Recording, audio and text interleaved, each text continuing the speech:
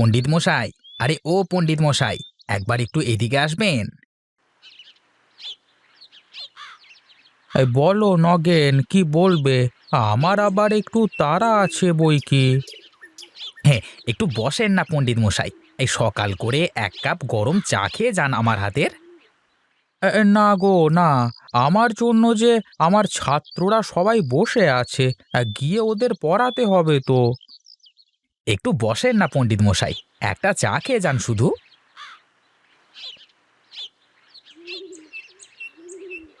এই নেন আপনার চা। কি নগেন, কিছু বলবে নাকি?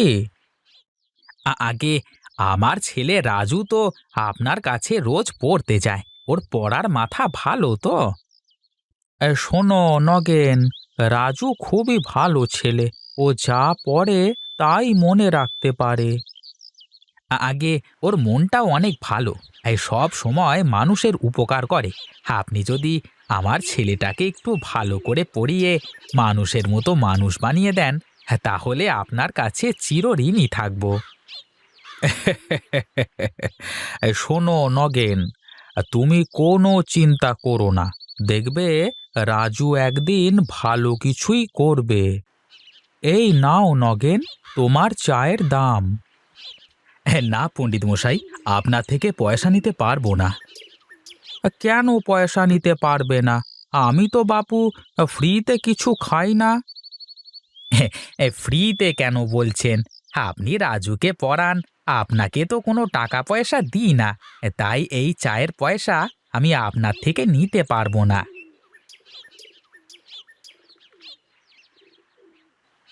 হ্যাঁ রাজু, আজ আমরা তাহলে কি পড়বো? গুরুজি, আজ আমরা আমাদের গ্রাম সম্পর্কে জানবো।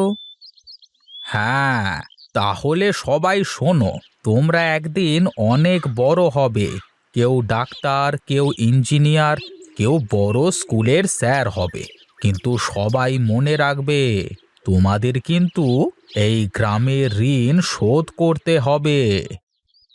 গুরুজি, গ্রামের প্রতি আবার কিসের ঋণ? মাতৃভূমির প্রতি যে সবারই ঋণ থাকে, তাই সেই ঋণ শোধ করবার জন্য তোমাদের এই গ্রামের উন্নয়নে কাজ করতে হবে। আমরা তো সবসময়ই আমাদের গ্রামের উন্নয়নে নানান ধরনের কাজ করে থাকি গুরুজি। হ্যাঁ, আর শিক্ষা নিয়ে যদি তা কাজে না লাগানো যায়, তাহলে ওই শিক্ষার কোনো মূল্য থাকে না। বুঝতে পেরেছি গুরুজি, আপনি আমাদের ফ্রিতে পড়ান, আমাদের মানুষের মতো করে মানুষ করতে চান। একদিন আমরা সবাই বড় হয়ে আমাদের গ্রামের জন্য অনেক কিছুই করতে চাই। এই গাঁয়ের মাটি, পানি, বাতাস আমাদের বাঁচিয়ে রেখেছে, তাই গাঁয়ের জন্য কিছু করতে পারলে আমাদের বেঁচে থাকা সার্থক হবে। তুমি ঠিক বলেছ রাজু, মনে রাখবে, স্বদেশের তরে নাহি যার মন, কে বলে মানুষ তারে পশু সেই জন। গুরুজি, একটু বুঝিয়ে বলবেন কথাটার মানে কি? এই যে দেখো, বৃক্ষরাজি তোমাকে ছায়া দেয়, বেঁচে থাকবার অক্সিজেন দেয়। এখন তুমি যদি এই গাছগুলোকে কেটে ফেলো, তাহলে কি তুমি বেঁচে থাকতে পারবে? তাই তো, অক্সিজেন না থাকলে তো আমরা এক মিনিটও বাঁচতে পারবো না।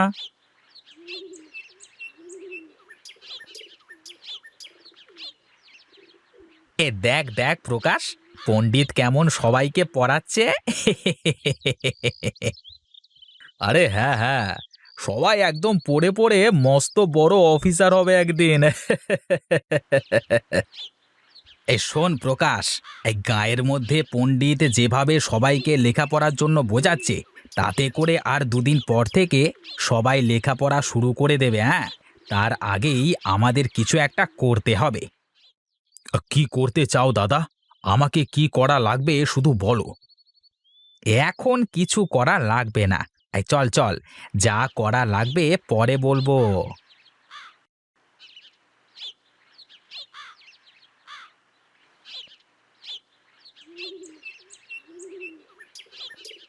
কই রে নগেন, আমাদের 2 কাপ চা দে দেখি।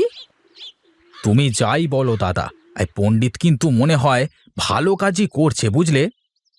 কি রে, হ্যাঁ? এ তো দেখি ঘরের শত্রু বিভীষণ রে। হ্যাঁ, না না দাদা, কি যে বলো।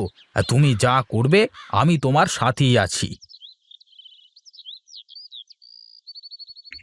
এই নেন দাদা, আপনাদের চা।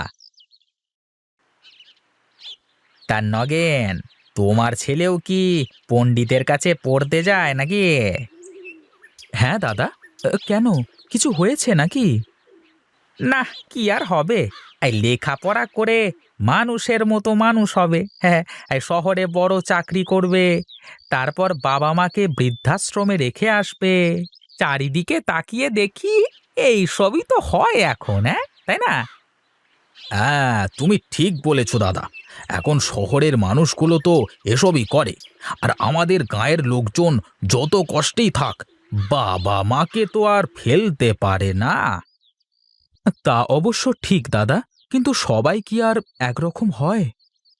তা তোমার ছেলেকে ডাক্তার না ইঞ্জিনিয়ার, তা কি বানাবে বলে ঠিক করেছো? হ্যাঁ, আমি গরিব মানুষ, আমার কি আর সাধ্য আছে? যত দূর পড়তে পারে পড়ুক, দেখি কি হয়। বাহ, এ খুব সুন্দর কথা। চিন্তা করো না দাদা, শুনলাম তোমার ছেলে নাকি পড়াশোনায় বেশ ভালো। দেখবে একদিন তোমার মুখ উজ্জ্বল করবে। এই নাও নগেন, তোমার টাকা। চল প্রকাশ।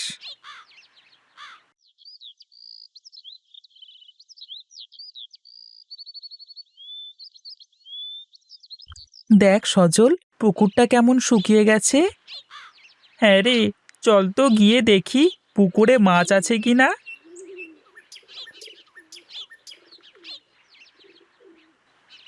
রাজু, পুকুরে মনে হয় বুনো মাছ আছে রে। আর একটু পানি কমলে সেচে মাছগুলো ধরা যাবে।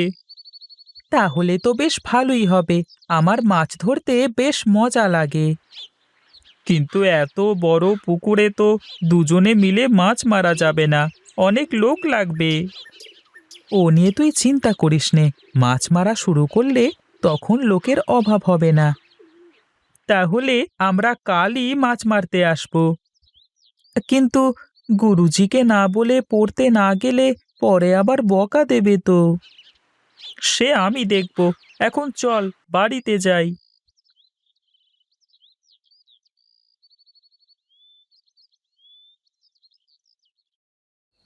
হ্যাঁ, বুঝলে গিন্নি, এখন থেকে রোজ রাজুকে ভালো ভালো খাবার দেবে, যাতে ওর বুদ্ধি বাড়ে। তার বলতে আমি তো ওকে রোজ আমাদের হাঁস মুরগির ডিম, শাকসবজি আরো কত কি খাওয়াই। এসব খেলে কি বুদ্ধি বাড়ে নাকি? এসব খেলে তো শরীরের শক্তি বাড়ে।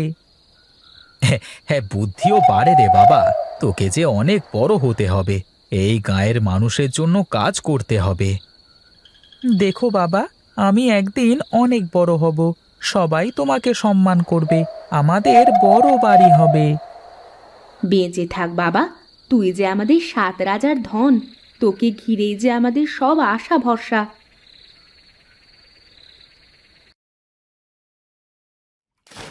আরে প্রকাশ, আরে ওটা নগেনের ছেলে রাজু, আর সাথে সজল না রে? হ্যাঁ, হ্যাঁ দাদা, তাই তো মনে হচ্ছে। চল চল দেখি, ওরা কি করে ওখানে দেখে আসি।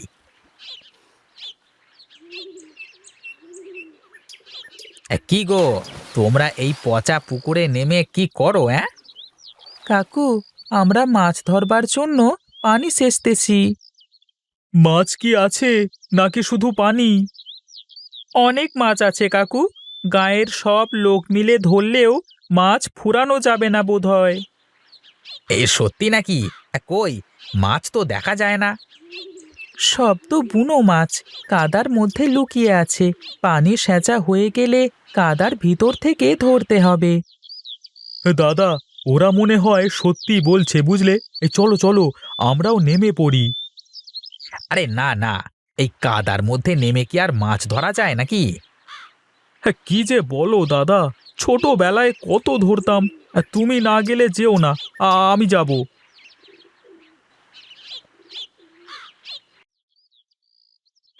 আমিও চলে আসলাম তোমাদের দলে। এখন বলো, আমি কোন দিকে কি করব? আপনাদের কিছু করা লাগবে না কাকু, আপনি শুধু মাছ ধরতে থাকেন।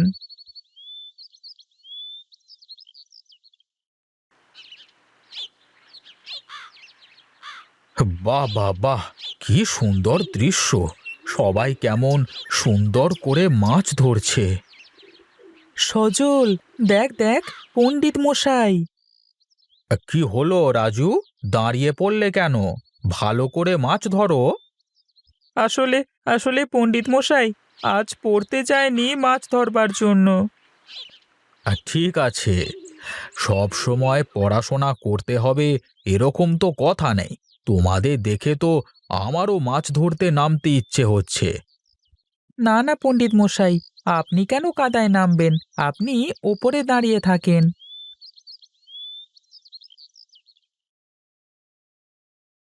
হে তো অনেক মাছ হয়েছে, সবই তো শোল মাছ মনে হচ্ছে। হ্যাঁ কাকু, এই কাদায় তো শোল মাছ ছাড়া আর অন্য কোনো মাছ থাকে না। বুনো মাছ বলেই তো এত মাছ এই কাদা পানিতে ছিল। কাকু, এবার আপনি সবাইকে সমান ভাগে ভাগ করে মাছগুলো বিলিয়ে দেন। আমি আমি বিলিয়ে দেব? হ্যাঁ কাকু, আপনি আমাদের থেকে বড়, তাই আপনাকেই এই কাজ করতে হবে।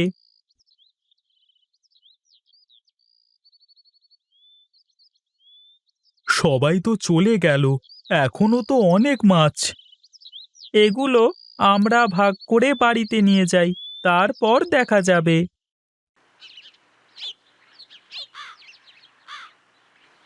এ কি, তোর গায়ে এত কাদা কেন? কোথায় গিয়েছিলি? মা, গায়ের মাঠে একটা পুকুরে মাছ মারছিলাম। এই দেখো, কত মাছ পেয়েছি। এ কি, এ তো অনেক মাছ! হ্যাঁ মা, আরও তো অনেক মাছ ছিল, গায়ের সব মানুষকে ভাগ করে দিয়েছি। এ কি, এত মাছ কোথা থেকে আসলো? আর বাবা, তোর গায়ে এত কাদা কেন? দেখেও বুঝতে পারছো না? তোমার ছেলে পড়তে না গিয়ে মাঠের পুকুরে মাছ মারতে গিয়েছিল। বাহ, অনেক সুন্দর শোল মাছ তো সব।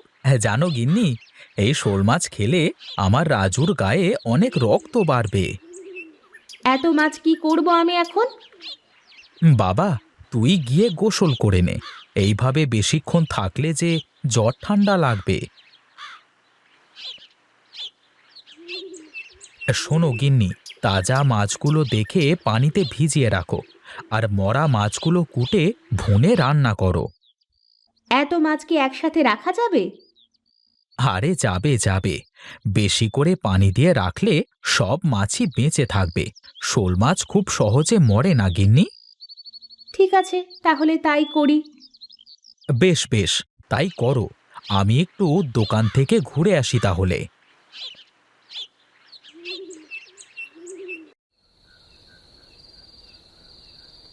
ও কি মা, তোমার হাতে? তোর জন্য মচমচে করে শোল মাছ ভেজে রেখেছি বাবা, খেয়ে দেখ, ভালোই লাগছে। মা, বাবাকেও দাও তাহলে। এই নে, দু বাপ বেটা একসাথে খা। বুঝলে মা, শোল মাছ খাওয়াও যেমন মজা, কাদাতে শোল মাছ ধরাও তার থেকে বেশি মজা।